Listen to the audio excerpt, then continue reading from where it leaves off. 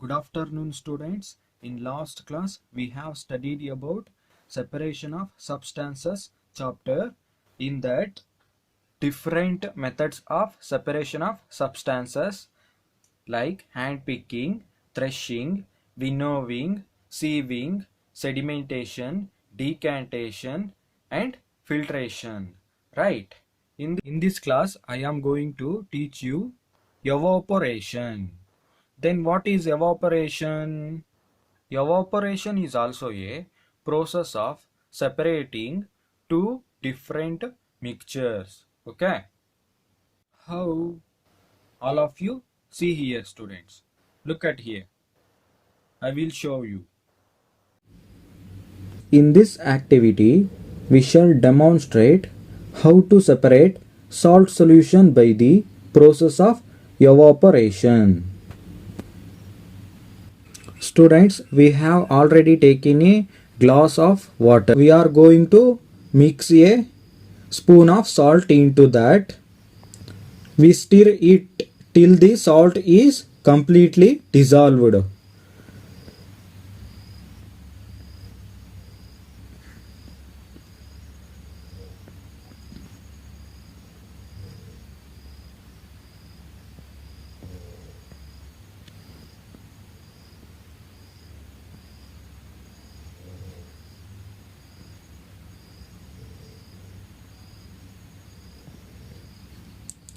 Now we are going to pour a salt solution in this vessel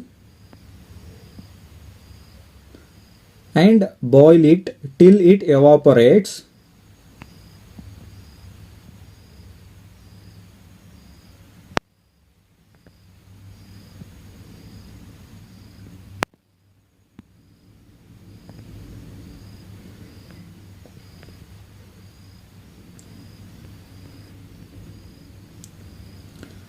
Yes, you can see water has evaporated, leaving behind salt. Right?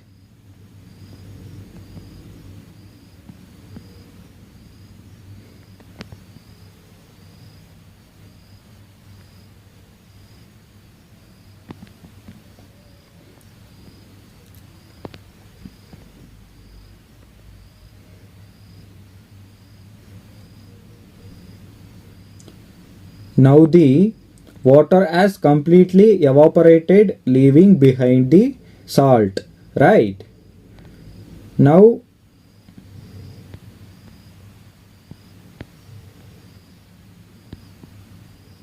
I am going to collect a salt.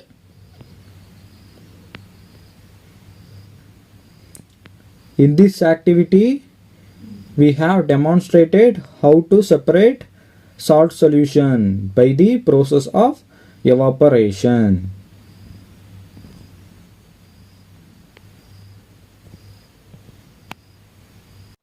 The process of conversion of water into its vapor is called evaporation.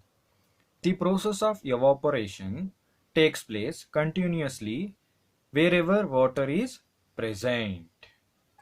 Water is present everywhere, right? In river, in sea, in ponds, in lakes, and all. Where do you think salt comes from? Seawater contains many salts mixed in it.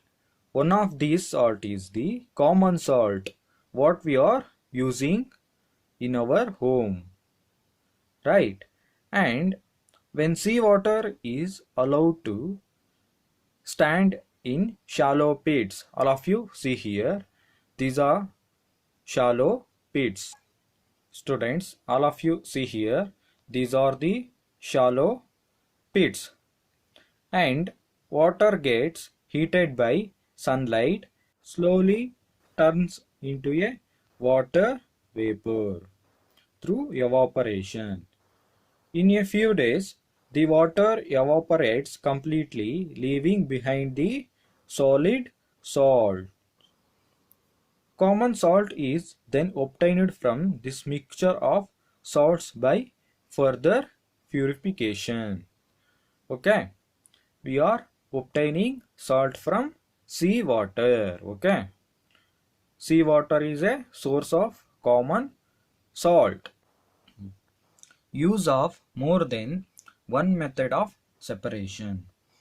We have studied some methods for separation of substances from their mixture, right?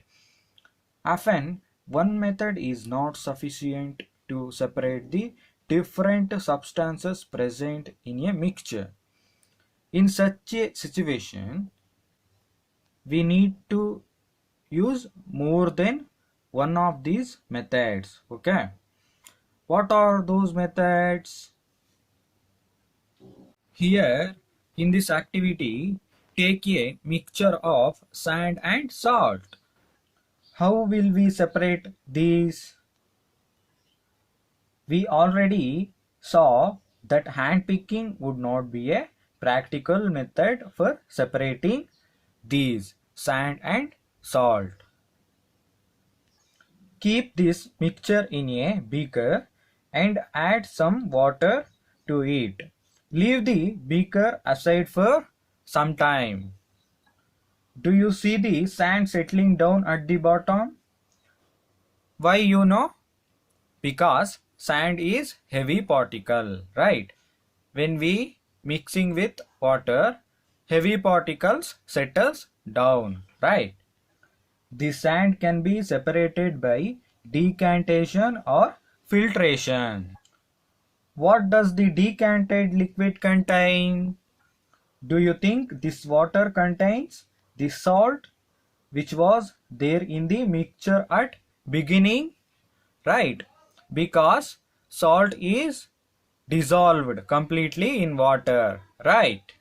And now we need to separate salt and water from the decanted liquid and transfer this liquid to a kettle and close its lid. Heat the kettle for some times.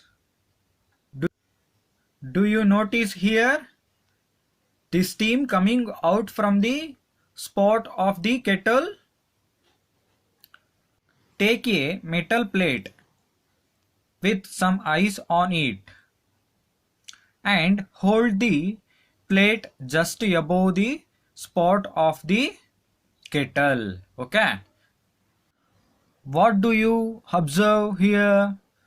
Let all the water in the kettle boil off when the steam comes in contact with the metal plate cooled with ice. It condenses and forms liquid water. The water drops that you observed falling from the plate here, and this is because of due to condensation. This process of conversion of water vapors into liquid form is called condensation. Did you ever see water drops condensed under a plate that has been used to cover a vessel containing milk that has just been boiled, right? After all the water has evaporated, what is left behind in the kettle? We have thus separated salt and water using process of decantation, filtration, evaporation and condensation, right? The process of conversion of water vapor into its liquid form is called condensation. Okay. Students, in this class we have learnt about process of evaporation and condensation, right? If you have any doubts, ask in online session. Okay. All of you should follow given worksheet. Thank you, students.